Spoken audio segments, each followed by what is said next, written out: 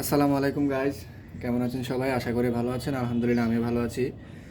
Guys, এই যে এটা যেটা দেখতেছেন এটা হচ্ছে আপনাদের মোটরসাইকেলের ওয়ারিং ডায়াগ্রাম। তো এটা আসলে সম্পূর্ণ একটা পিডিএফে থাকে, তো আমি ওইখান থেকে আলাদা আলাদা করে আপনাদের জন্য আর্ট করে রেখেছি যাতে আপনাদের বুঝতে একটু সুবিধা হয়। তো গাইজ, এর আগে আমরা দেখেছি ইগনিশন সুইচ কিভাবে কাজ করে তার ভিডিও, আর আজকে আমাদের ভিডিওর টপিক হচ্ছে বাইকের হর্ন কিভাবে কাজ করে। আমরা আজকে ওই সম্বন্ধে আলোচনা করব। তো গাইজ, হুট করে যদি আমি কোনো বড় কিছু দেখাই তাহলে আপনারা বুঝতে পারবেন না। তো আমরা একেবারে শুরু থেকে মানে বেসিক থেকে অ্যাডভান্স পর্যন্ত প্রত্যেকটা ওয়ারিংয়ের পিডিএফ আমি আপনাদের সাথে শেয়ার করব। আর ভাগে ভাগে করে আসলে এটা সম্পূর্ণ একটা পিডিএফে থাকে, ওইখানে আপনারা বুঝবেন না, বুঝতে অনেক কষ্ট হয়। তা আমি এজন্য আলাদা করে নিয়েছি। একবারে সহজভাবে সবচেয়ে ইজি প্রসেসে আমি আপনাদেরকে শিখিয়ে দেব যে বাইকের ওয়ারিং ডায়াগ্রাম সম্বন্ধে সম্পূর্ণ ধারণা দিয়ে দেব। আর যদি বাইকের এই হর্ন অথবা ইন্ডিকেটার সেলফ এগুলো কাজ না করে তাহলে কিভাবে চেক করবেন ওইটাও আমি আজকে আপনাদেরকে এই ভিডিওতে দেখিয়ে দেব। তো গাইজ, আমাদের আজকের ভিডিও হচ্ছে বাইকের হর্ন কিভাবে কাজ করে এবং কি কাজ না করলে কিভাবে আপনারা চেক করবেন, ওই টপিক নিয়ে আমাদের আজকের ভিডিও। তো গাইজ, এটা দেখতে পাচ্ছেন, এটা হচ্ছে হর্ন, আশা করি আপনারা দেখে বুঝতে পারছেন। আর এটা হচ্ছে ব্যাটারি, এটা হচ্ছে ইগনিশন সুইচ, আর এটা হচ্ছে হর্নের যে চাপাতে যে সুইচ থাকে, আমি সংক্ষেপে এটা আট করে রেখেছি। এটা যদিও বড় থাকে, এটার সাথে হেডলাইট সুইচ থাকে, ইন্ডিকেটর সুইচ থাকে, আপনারা দেখে থাকবেন। আর এটা হচ্ছে ধরে নিলাম এটা একটা ফিউজ, আর এই যে বক্রাকার দেখতেছেন এটা হচ্ছে বাইকের যে বডি আর্থিং হয় আমরা সেটা ধরে নিলাম। তো গাছ, প্রথমত দেখতে পাচ্ছেন এটা হচ্ছে ব্যাটারি। ব্যাটারি থেকে পজিটিভ সরাসরি ইগনিশন সুইচে চলে গেছে। আর এখান থেকে যখন আমরা ইগনিশন সুইচটা অন করি তখন এখান থেকে পজিটিভ লাইনটা সরাসরি এখানে হর্নের মধ্যে একটা চলে আসে। যে কোনো বাইকেরই অটোমেটিক্যালি 5টা জায়গায় পজিটিভ লাইন যায়। এক, হর্নের মধ্যে যাবে, মিটারে যাবে, রেয়ার এবং ফ্রন্ট যে ব্রেক লাইট থাকে সেখানে যাবে, আর ইন্ডিকেটর যে ফ্ল্যাশার হয়ে থাকে গাইজ ওই ফ্ল্যাশারের মধ্যেও যাবে। এই 5টা জায়গায় অটোমেটিক্যালি যখন আমরা এই ইগনিশন সুইচটা চালু করব অটোমেটিক্যালি 12 ভোল্ট পৌঁছে যাবে। তো এখন এখানে আমাদের হর্নের মধ্যে অলরেডি 12 ভোল্ট চলে এসেছে। এখন হর্নটা বাজাতে হলে আমাদের জাস্ট গ্রাউন্ড অর্থাৎ আর্থিংয়ের প্রয়োজন। তো গাইজ, এখানে দেখতে পাচ্ছেন এটা হচ্ছে ব্যাটারি। তো ব্যাটারি থেকে সাধারণত বডিতে আর্থিং লাগানো থাকে, আর যে কোনো এক জায়গা থেকেই আর্থিং করা যায়, আপনারা এটা জানেন। তো এখান থেকে বডি থেকে সোজা একটা আর্থিং চাপার মধ্যে গিয়ে ঢোকে। হর্নের যে চাপা থাকে, অনেকে আবার চিন্তা করবে আমরা যখন হর্নে চাপ দিই তখন ভোল্টেজ 12 ভোল্ট, কারণ নিয়ে আসে না গাইজ, কারণ নিয়ে আসে না। কারণটা অটোমেটিক্যালি আগে থেকেই থাকে। যখন কিনা আমরা ইগনিশন সুইচটা অন করেছি তখনই হর্নের মধ্যে 12 ভোল্ট কারণ অটোমেটিক্যালি চলে এসেছে। এখন শুধু গ্রাউন্ডটাই আমাদের প্রয়োজন।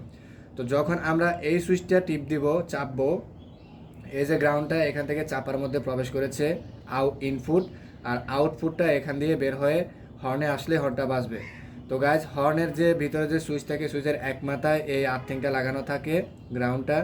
যখন আমরা হর্নের সুইচটা প্রেস করি তখন এই যে গ্রাউন্ডটা এখান থেকে এটাতে কনভার্ট হয়ে ঠিক এইভাবে এসে এই হর্নের মধ্যে আসে, তখন এই হর্নটা বেজে ওঠে। তো ওইখানে তারগুলো অনেক লম্বা থাকে আর তারের কালার কোড আলাদা থাকে। তো এক এক গাড়ির এক এক রকম তারের কালার কোড থাকে, প্রায় 14-15টা কালার কোড থাকে, যার জন্য এখানে দেখানো সম্ভব না।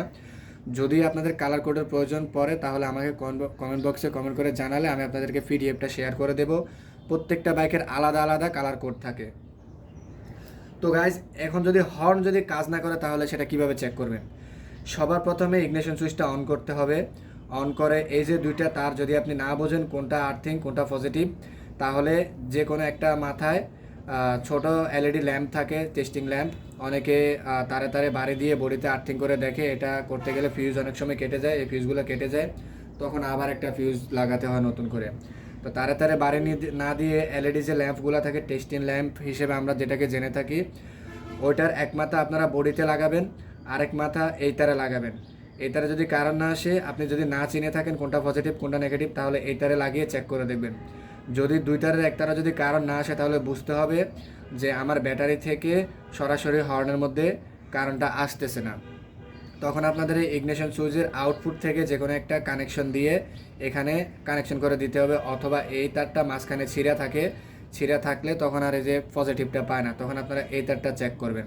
তো যদি আপনাদের 12 ভোল্ট যদি ঠিক থাকে, যে আপনারা চেক করার পরে দেখলেন যে 12 ভোল্ট ঠিক আছে কিন্তু সুইচটা চাপার পরে এখানে আর্থিংটা আসতেছে না, তাহলে দুইটা জিনিস চেক করবেন। প্রথমত দেখতে হবে যে চাপার মধ্যে যে আর্থিংটা ঢুকেছে এটা মাঝখান দিয়ে কোনোভাবে কাটা কিনা। এই যে চাপাটা খুলে আপনারা এখানে গোড়ায় মাল্টিমিটার দিয়ে চেক করতে পারেন, অথবা এই গোড়ায় একটা টেক্সটিং ল্যাম্পের একটা মাথা ধরবেন আর একটা পজিটিভে ধরে চেক করতে পারবেন। যদি এখান পর্যন্ত ঠিক থাকে তাহলে দেখবেন যে চাপ দিলে আমাদের আউটপুটটা দিচ্ছে কিনা। যদি চাপ দিলে যদি আউটপুট না দেয় তাহলে বুঝতে হবে আপনাদের যে আউটপুটের হয়তোবা এখান থেকে লাইন পাচ্ছে, যখন আপনারা চাপ দিচ্ছেন তখন দেখা গেছে তারটা মাঝখানে কোথাও কাটা, যার জন্য কারেন্টটা এ পর্যন্ত আসতেছে না। তো সবার প্রথম তারটা চেক করবেন, যদি সম্পূর্ণ তার ভালো থাকে তাহলে বুঝতে হবে যে আপনাদের এই সুইচে অনেক সময় কার্বন জমে থাকে, যার জন্য ঠিকঠাক মতো কাজ করে না। তো সর্বপ্রথম আপনারা সুইচটা একটু ভালোভাবে ক্লিয়ার করে দেখবেন। এরপরও যদি না আসে তাহলে দেখা গেছে আপনাদের এই সুইচটা বাদ দিয়ে দিতে হবে, অন্য একটা সুইচ বসাতে হবে, কারণ আপনার ইনপুটও ঠিক আছে, আউটপুট লাইনটাও ঠিক আছে, মাঝখান থেকে কোথাও যদি কাটা না থাকে তাহলে বুঝতে হবে আপনাদের এই সুইচের সমস্যা। তো গাইজ, আশা করি আপনারা ভিডিওটা বুঝতে পারছেন। আর এরপরও যদি না বুঝে থাকেন তাহলে ভিডিওটা আপনারা দুই একবার রিপিট করবেন, আশা করি বুঝতে পারবেন। আর পরবর্তীতে গাইজ আরও অনেকগুলো ভিডিও আছে যে বাইকের সিডিআই ইউনিট কিভাবে কাজ করে। এই যে অলরেডি আমি অনেকগুলা আর্ট করে রেখেছি, শুধু কানেকশনটা আপনাদেরকে দেখাবো যে সিডিআই ইউনিট কিভাবে কাজ করে, ব্যাটারি কিভাবে চার্জ হয়, এগুলোর প্রত্যেকটা পিডিএফ আমি তৈরি করে রেখেছি গাইজ। আপনারা অবশ্যই ভিডিওটা শেষ পর্যন্ত দেখবেন, আর ভালো লাগবে ভিডিওটা শেয়ার করে অন্যদেরকে একটু দেখার সুযোগ করে দেবেন।